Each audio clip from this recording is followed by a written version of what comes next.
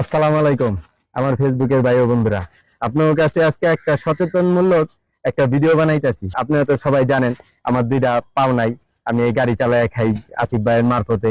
যে কোনো আপনাদের সবার ভালোবাসায় আল্লাহ তাআলার রহমতে আমার একটা ফেসবুক আইডি আছে। এই আইডির ভিতরে কথাটা না করলে হয় না।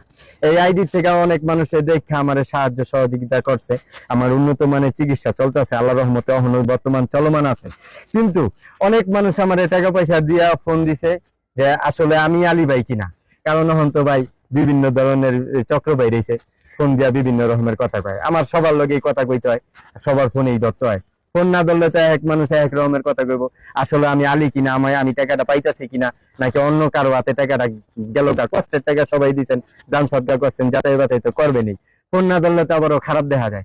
তাই আমি সবার ফোন ধরি, ফোন ধরার চেষ্টা করি। এক ভাই ফোন দিছে, কুয়েত প্রবাসী মামুন ভাই।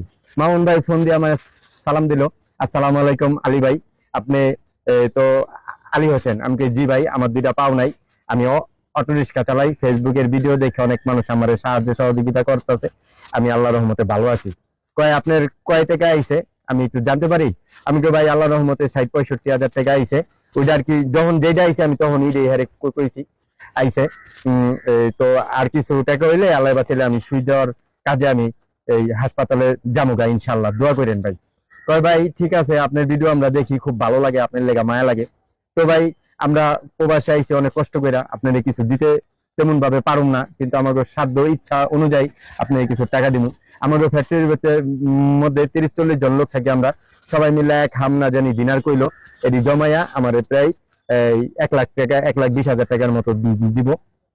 তো আমি কইছি ভাই আলহামদুলিল্লাহ, আল্লাহ আপনাকে সবাই কবুল করুক। এতগুলা টাকা একা আপনারা দিতেছেন, অনেক কষ্টের পয়সা। আমি আমার মতো করে দোয়া করলাম। তো ওই ভাই কইতেছে ভাই আপনার ব্যাংকের অ্যাকাউন্ট নাম্বারটা দেন, আপনার ভোটার আইডি কার্ড দেন, সবই দিছি। দেওয়ার পরে ওই ভাই আমারে কইলো কি ভাই আমরা তো বিদেশ থেকে ডাইরেক্ট দিনারটা কিংবা ডলারটা আপনাদের পাঠাইতে পারুম না, এখন এই টাকাটা আপনি কেমনে নিবেন?